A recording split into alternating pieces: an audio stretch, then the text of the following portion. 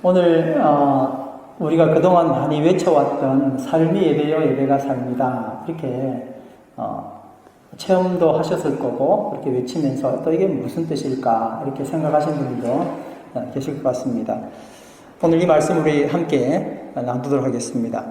갈라디아서 6장 17절 말씀 오늘 본문 말씀입니다. 좀 전에 우리 읽었지만 다시 한번 읽어볼까요? 다 같이 시작. 이후로는 누구든지 나를 괴롭게 하지 말라. 내가 내 몸에 예수의 흔적을 지니고 있노라.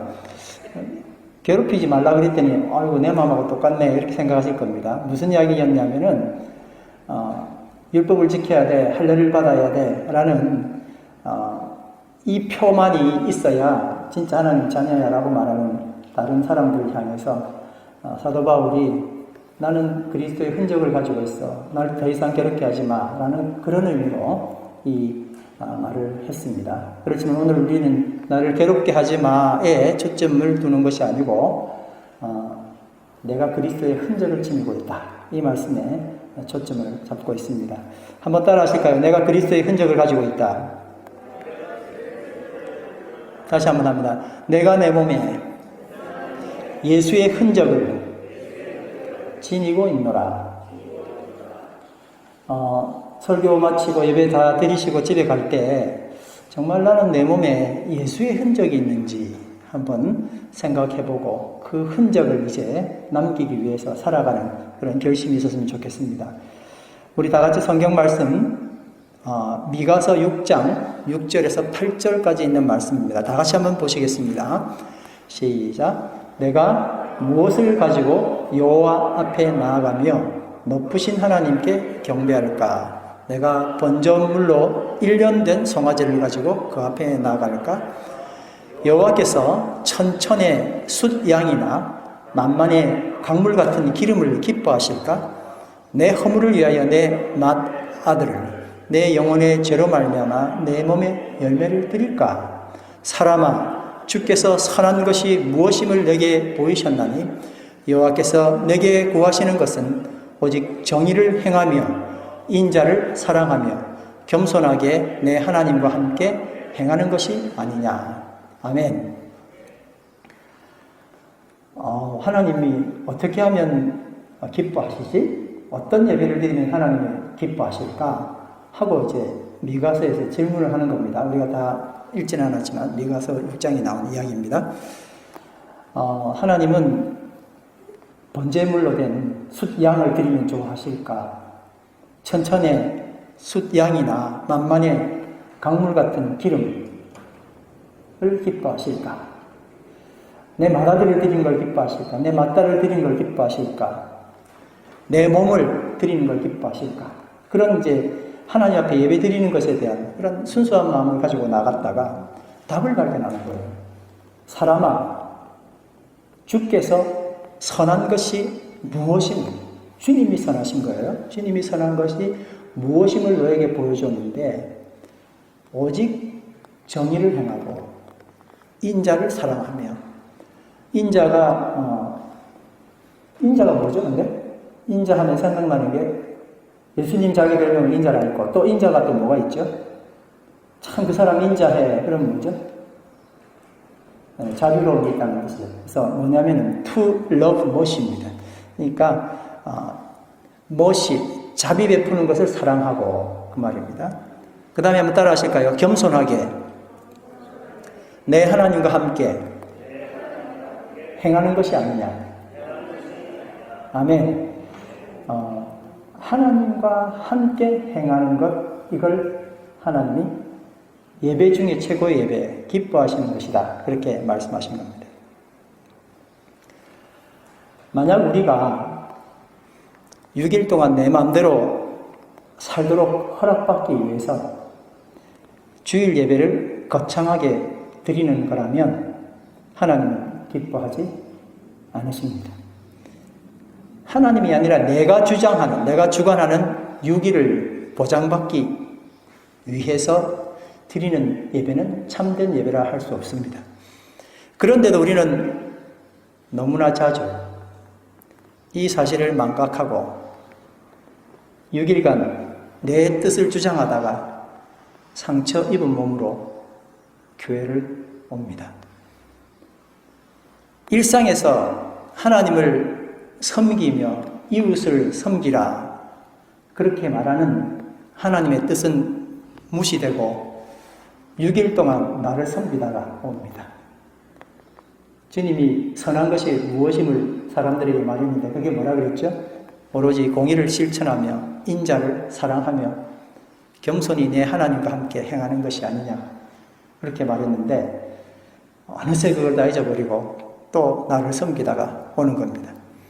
하나님이 기뻐하시는 예배, 하나님이 기뻐하시는 제사는 무엇일까요? 히브리서 13장 15절 16절에도 동일한 말씀이 기록되어 있습니다. 한번 말씀을 보겠습니다. 히브리서 13장 15절 16절 시작. 그러므로 우리는 예수로 말미암아 항상 찬송의 제사를 하나님께 드리자. 이는 그 이름을 증거하는 입술의 열매니라. 오직 선을 행함과 서로 나누어 주기를 잊지 말라. 하나님은 이 같은 제사를 기뻐하시느니라. 두 가지 제사가 나오는데 항상 찬송의 제사를, 또 두 번째는 이 같은 제사를, 하나는 하나님께 드리는 제사, 또 다른 하나는 이웃과 함께 선행을 나누는 그런 제사를 하나님이 기뻐하신다 그렇게 말씀하셨습니다. 삶이 예배고 예배가 삶인 것이죠. 제가 참 자주 애독하는 책이 있습니다. 맥스 루카도라는 목사님이 쓴 책인데 제목이 촌스럽습니다. 우리 교회 이름이 촌스럽잖아요. 예수 찬양 그러듯이 이 책 제목도 예수님처럼이에요. 그래서 쉽게 제목으로 임팩트를 주지 않는데 책 내용은 참 많이 감동을 받았던 내용들이 들어있었습니다. 예수님처럼의 이런 실화가 등장합니다. 어느 날 아내는 10년 전 있었던 남편의 외도를 알게 되었습니다. 남편은 아내에게 말하지 않는 것이 좋을 줄로 생각해서 그 사실을 감추었습니다. 그러나 그 사실을 아내가 알게 된 것입니다. 아내는 깊은 상처를 받았습니다. 상담자의 조언을 받아 이 부부는 만사를 제쳐두고 며칠간 단둘이 여행을 떠났습니다. 아내는 결정을 내려야 했습니다. 도망갈 것인가? 싸울 것인가? 용서할 것인가? 그래서 이 부부는 기도하고 얘기하고 걷고 생각했습니다. 아내는 남편을 떠날 수도 있었습니다. 그보다 덜한 이유로도 많은 여자들이 그렇게 해왔습니다. 아니면 그냥 부부로 남아서 남편을 평생 생지옥으로 그의 삶을 만들 수도 있었습니다. 그렇게 하는 여자들도 있었으니까요. 그러나 아내의 반응은 달랐습니다. 여행 열흘째 되던 날 남편은 자신의 베개 위에 놓여있는 카드 한 장을 보았습니다.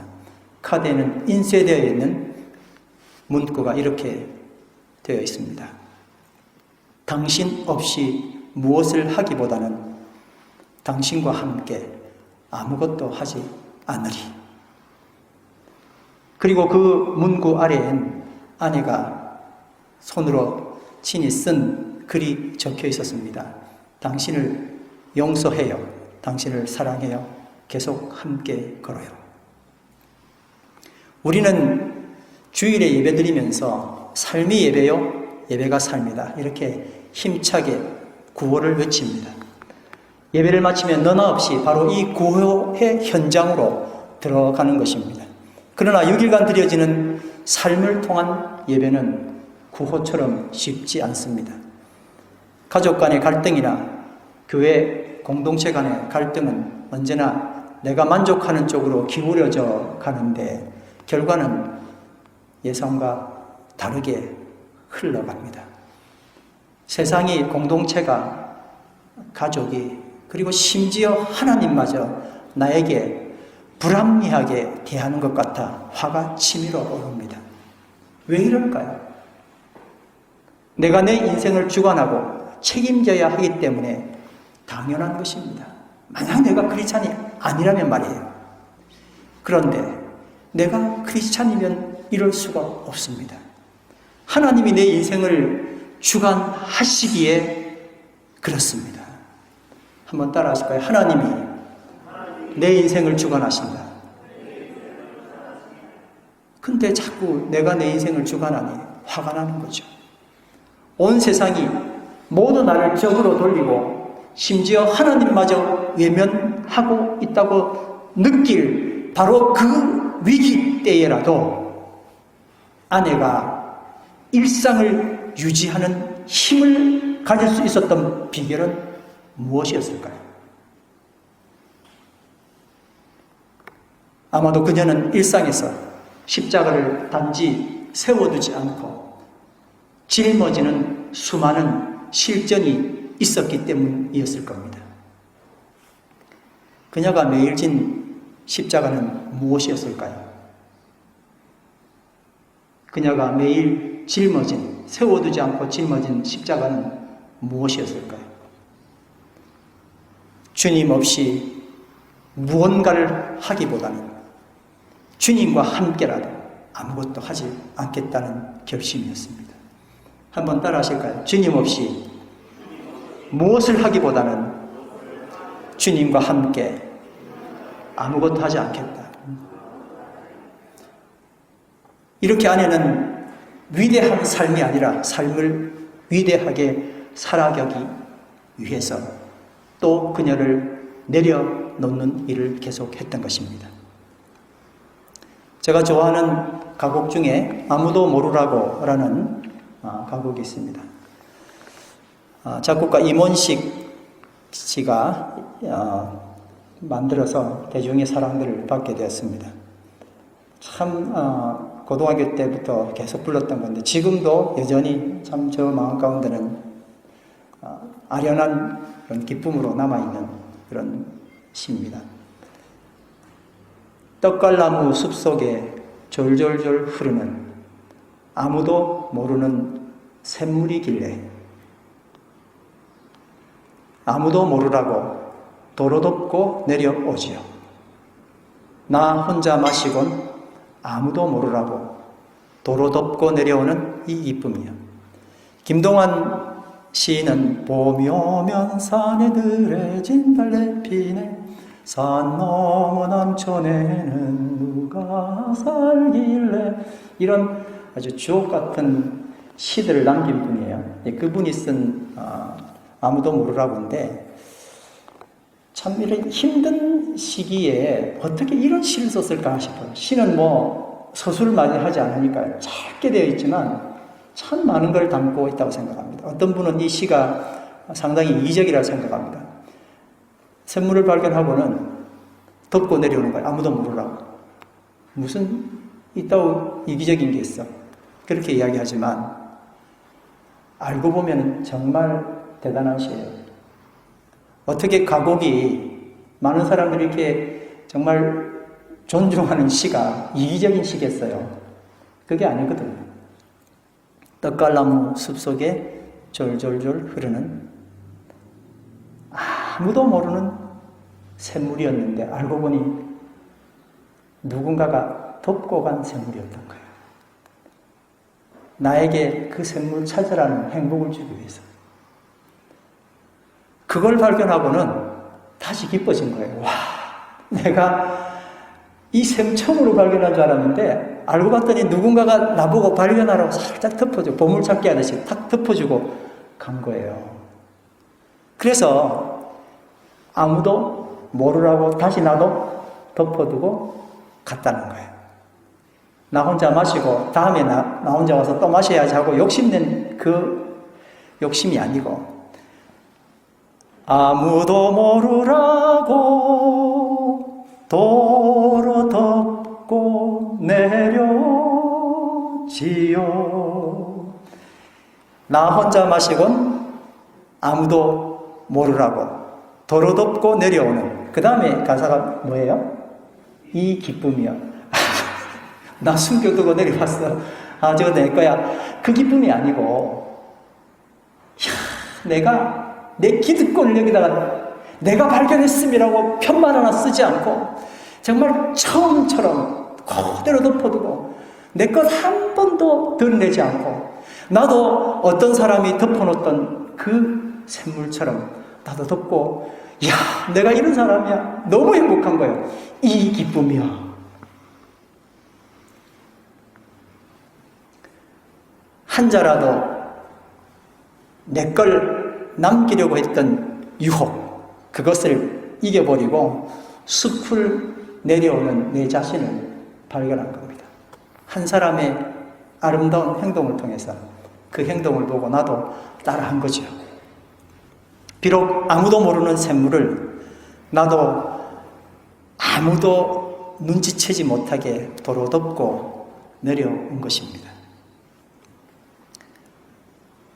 저희 집에 아이리스 한 다발이 놓여 있게 되었습니다. 아이리스 참 이쁘잖아요. 화병에 꽂아둔 아이리스는 아름다운 자태를 우리 가정에 몇 날 동안 행복으로 선사했습니다. 일주일 안 됐는데 그 아름다운 꽃들은 시들어 가기 시작했습니다.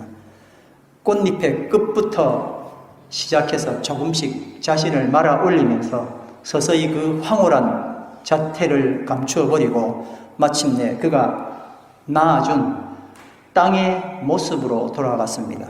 그리고 화려했던 색깔 하나 둘 공기 중으로 다 돌려보내고 마침내 그를 낳아준 땅의 색깔로 돌아갔습니다. 그 모습은 정말 숭고했습니다. 귀하게 돈을 주고 사온 꽃이기 때문에 죽을 때까지 쳐다봤기 때문에 그런 것 같아요. 남이 그냥 줬으면 어휴 뭐 이게 죽는 것 빨리 버려야지 했을 건데 죽는 걸 다 지켜본 거예요. 아이리스를. 이름을 내고 흔적을 남기기 위해 일생을 살다가는 복잡한 사람에 비해서 아이리스는 너무 단순했습니다. 나를 세상에 있게 해주신 이들의 은혜를 감사함으로 누리는 세상을 사는 것을 화려하게 핀 아이리스에 비한다면 베푸신 이에게로, 은혜 베푸신 이에게로 돌아가기 위해서 내 화려한 흔적을 지워 나가는 것은 지는 꽃의 아름다움이 아닐까 생각을 했습니다. 어느 누가 지는 꽃이 아름답다고 말하겠습니까? 그러나 활짝 핀 꽃만 아름다운 것이 아니라 자신을 아름답게 마무리하는 모습도 아름답다는 것을 깨닫게 됐습니다. 우리는 화려한 것만 취하고 힘들고 어려운 끝 마무리는 피해버리기 쉬운 그런 사람들입니다. 아이리스는 그런 교훈을 우리에게 주었습니다.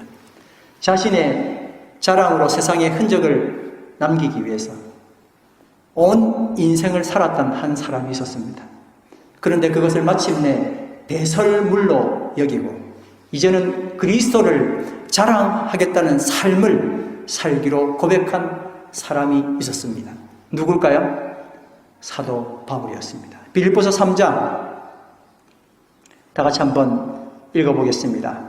빌립보서 3장 7절에서 9절 말씀입니다. 시작. 그러나 무엇이든지 내게 유익하던 것을 내가 그리스도를 위하여 다 해로 여길 뿐더러 또한 모든 것을 해로 여김은 내 주 그리스도 예수를 아는 지식이 가장 고상하기 때문이라. 내가 그를 위하여 모든 것을 잃어버리고 배설물로 여김은 그리스도를 얻고 그 안에서 발견되려 함이니 내가 가진 의는 율법에서 난 것이 아니요 오직 그리스도를 믿음으로 말미암은 것이니 곧 믿음으로 하나님께로부터 난 의라. 세상에 가장 귀하다고 생각했던 것들을 이제 다 뭐로 여겼다고요? 배설물. 좋은 말로 배설물, 나쁜 말로, 편한 말로는 쌍디귿으로 시작하는 거 있잖아요. 그리고 예수 그리스도를 자랑하는 것이 내 일생 일대의 최고의 일이다. 그렇게 사도 바울이 고백을 했습니다. 우리 크리스찬들은 이 세상에 나의 흔적을 남기기 위해 사는 사람이 아니라 예수의 흔적을 남기기 위해 사는 사람입니다.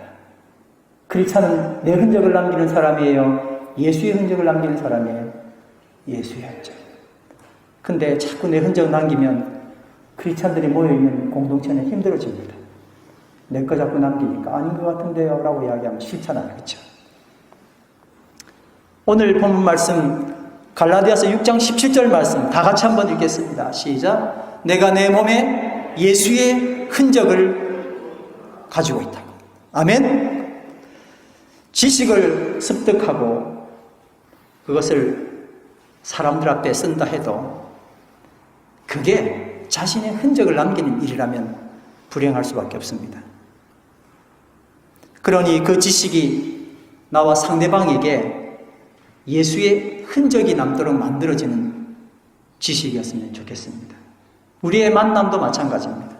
우리의 어떤 일들도 내 흔적 남기기 위하여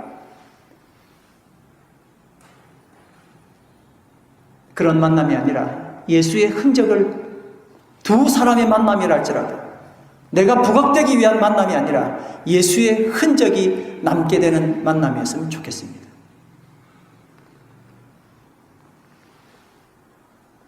흔적이란 말은 헬라말로 스티그마타라고 영어 성경에는 마크라고 그렇게 사용합니다.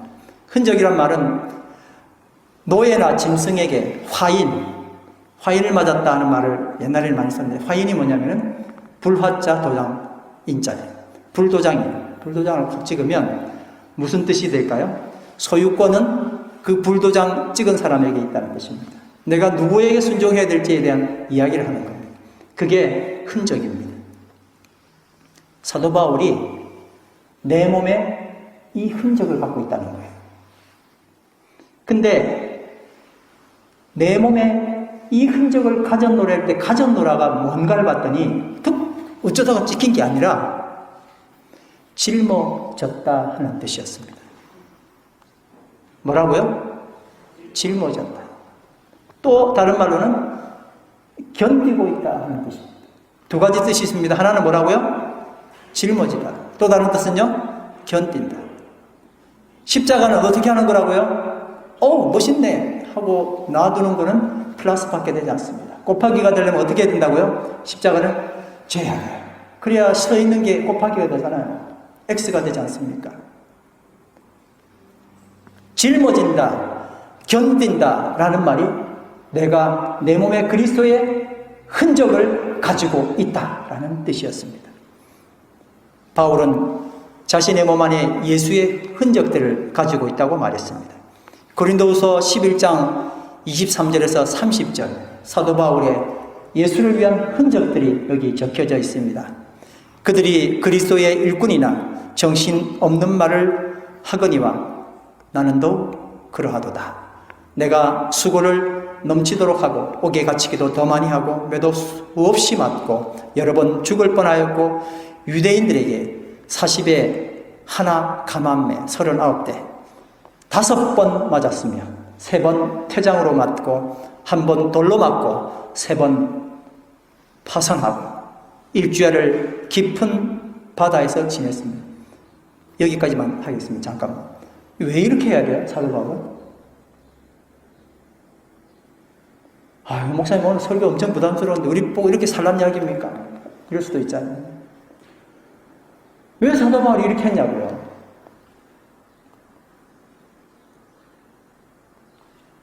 계속 읽겠습니다.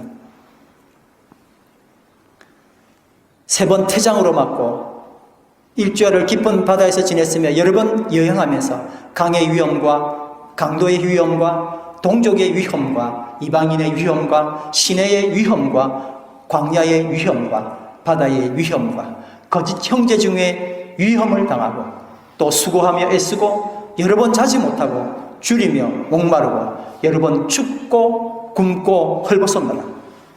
이 외의 일은 고사하고 다 같이 시작. 아직도 날마다 내 속에 눌리는 일이 있으니 늘 모든 교회를 위하여 염려하는 것이라. 누가 약하면 내가 약하지 아니했느냐? 누가 실족하면 내가 애타지 아니하더냐? 다 같이 시작. 내가 부득불 자랑할진대 내가 약한 것을 자랑하리라. 아멘. 자랑이 바뀌었어요.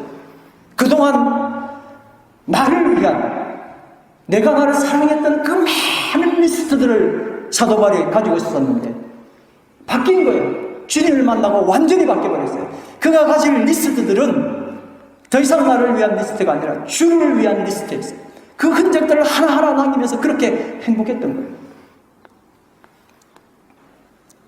바울의 육체에 남겨진 수많은 예수의 흔적들이 있었습니다.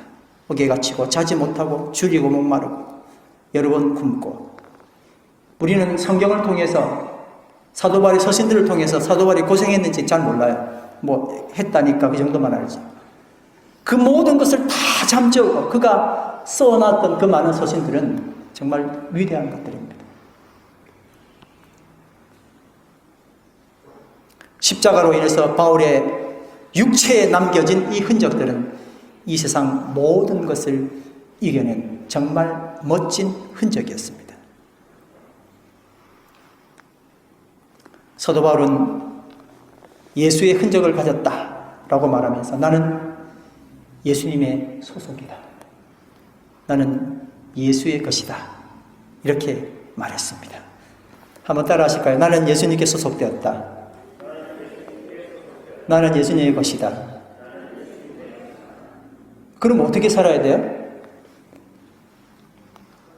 네, 내 의견 막 내고 막 그렇게 살아야 됩니까? 예수님의 의견을 들을 귀가 딱 열려야 되는 거죠. 사도 바울이 그렇게 살아간 거예요. 주의 말씀에.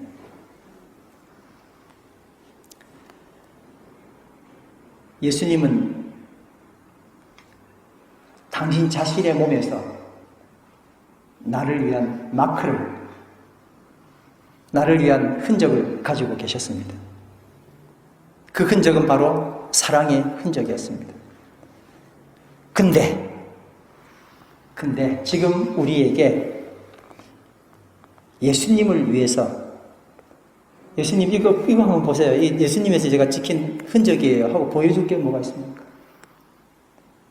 얼마나 많이 우리는 내 자신을 위해서 훈장 가지려고 노력을 해왔지, 예수님 마크 한번 내 몸에 새겨보려고 얼마나 노력했습니까?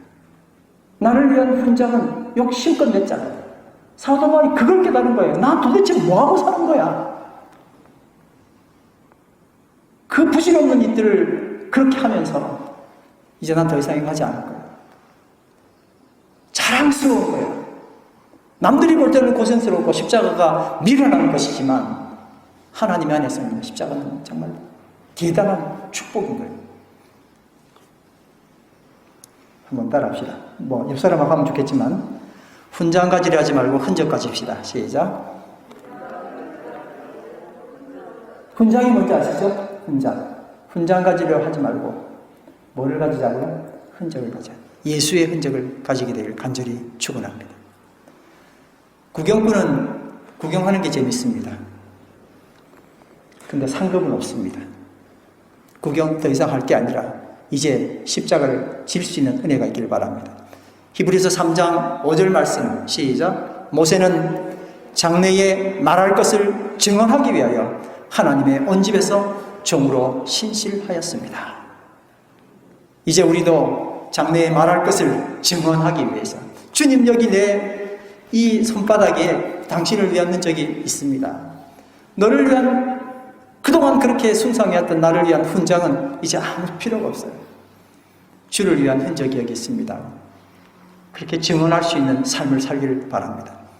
고난과 죽으심으로 저와 여러분을 살리시고 그 몸에 사랑의 흔적을 지니신 예수님, 그분과 서로 흔적을 만지며 대화할 그날을 소망하며 살아가길 바랍니다.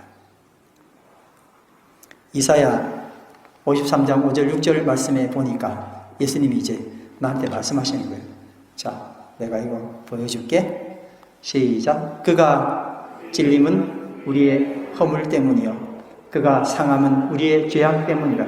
그가 징계를 받음으로 우리가 평화를 누리고 그가 채찍에 맞음으로 우리가 나음을 받았도다. 아멘. 이제 우리 차례잖아요. 히브리서 13장 12절 13절 시작. 그러므로 예수도 자기 피로써 백성을 거룩하게 하려고 성문 밖에서 고난을 받으셨느니라. 그런즉 우리도 그의 치욕을 짊어지고 영문 밖으로 그에게 나아가자. 아멘.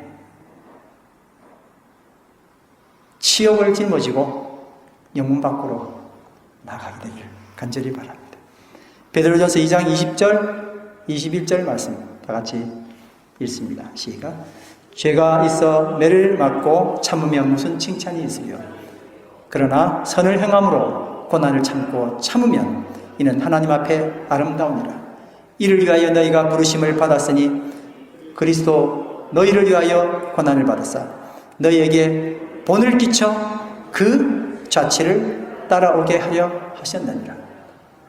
교회 나오면 편안하다, 하나님이 다 해주셨으니까 이제 편안하게 살아, 이렇게 좀 하면 참 좋겠는데 그보다 더 멋진 삶을 바울이 소개한 거예요. 예수의 흔적을 가지게 됐을 때 그동안 나에게 집중하고 나만 생각했던 그 모든 것들이 얼마나 부질없는 짓이고, 그리고 주를 위해서 주와 함께 주의 흔적을 가지고 살아나가는 것이 얼마나 대단한 일이고 행복한 일이고 아름다운 일인지를 사도 바울이 이야기를 한 것입니다. 저는 우리의 천양 공동체에서 그렇게 힘들지만 매일매일의 삶을 통하여 삶이 예배가 되고 예배가 삶이 되는 삶을 사는 분들을 이렇게 보면 정말 마음이 좋아요. 그 기도는 힘 있고 능력이 있습니다. 큰 소리의 기도가 아니라 할지라도 얼마나 그 마음 가운데 감동을 주는지 모릅니다. 그렇게 살기 때문에 그런 거예요. 빌립보서 1장 20절 말씀 다 같이 읽겠습니다. 나의 간절한 기대와 시작. 나의 간절한 기대와 소망을 따라 아무 일에든지 부끄러워하지 아니하고 지금도 전과 같이 온전히 담대하여 살든지 죽든지 내 몸에서 그리스도가 존귀하게 되려 하려 하나니. 아멘. 오늘 하나님께서 우리를 부르십니다. 삶이 예배요, 예배가 삶이 되기를 이번 일주일 동안 또 도전하라고요. 교회에서 외쳤던 기도가 그런 구호가 아니라 어떻게 해야 되겠습니까? 이제 6일 동안 다시 우리에게 닥칠 내 마음대로의 6일이 아니라 주님 마음대로 주께서 뜻하신 대로의 6일을 또 살아나가기를 간절히 바랍니다. 이제 이번 주 암송 말씀 다 같이 한번 읽습니다. 시작. 이후로는 누구든지 나를 괴롭게 하지 말라. 내가 내 몸에 예수의 흔적을 지니고 있노라. 아멘. 우리 다 같이 일어나셔서 내가 간절히 기대하고 소망하는 것은 내가 어떤 일에도 부끄러워하지 않고 항상 그랬듯이 지금도 담대하게 원하는 것은 살든지 죽든지 나의 몸을 통하여 그리스도가 위대하게 되는 것이라고 고백하는 시간 되길 바랍니다.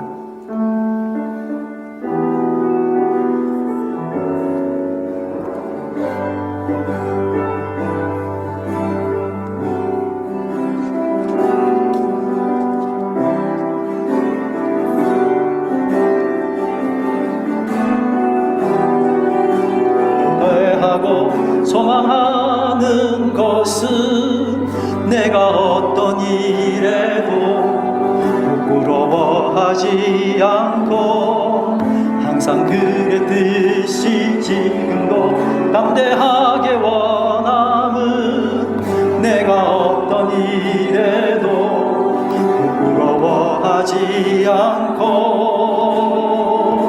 살든지 죽든지 나의 몸을 통해 그리스도가 위대하게 되는 것이라. 살든지 죽든지 나의 몸을 통해 그리스도가 위대하게 되는 것.